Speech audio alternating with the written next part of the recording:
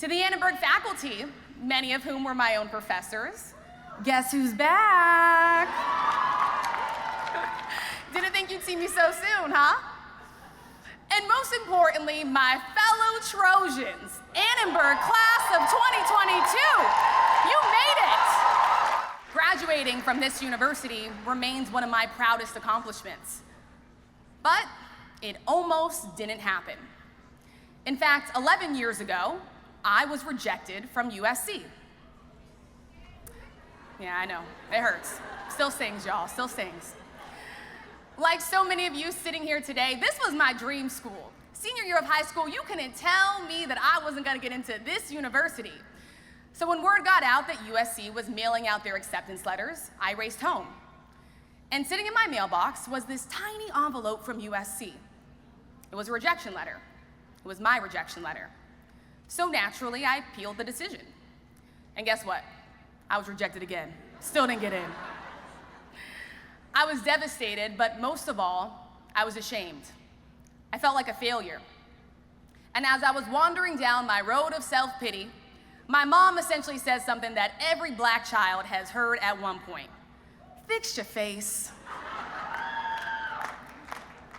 It's a phrase that's used in our community that's code for, it's time to move on.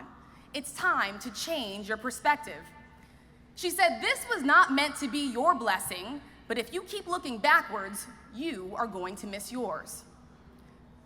And that's the thing that no one tells you about failure. Nestled in those deep corners of self-pity and doubt is often a blessing waiting in the wings. But you'll miss it if you're looking the other way.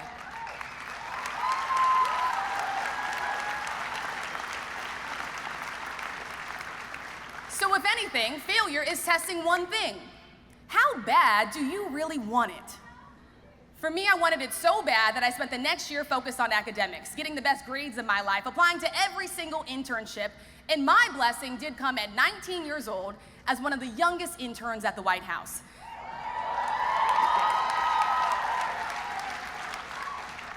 I sat in on presidential interviews. I watched White House correspondents challenge the press secretary. It's where I fell in love with political journalism. And though I couldn't see it at the time, that rejection letter was actually pushing me closer to new opportunities, to a dream I had not yet realized. And when I finally got into this great university as a transfer student, shout out to all the transfer students, not only was I thankful, I was very thankful, I could better align my steps with the path that I wanted to pursue. My Trojan family, do not be ashamed of failure. Be grateful for the direction it is pointing you in. Do not be terrified of rejection, but fear missing the blessing that is waiting for you in the wings because you're so focused on looking backwards. 11 years later, I wouldn't trade that rejection letter for anything. And that is the beautiful thing about being with you all here today. We all took different paths to get here, but we all have made it.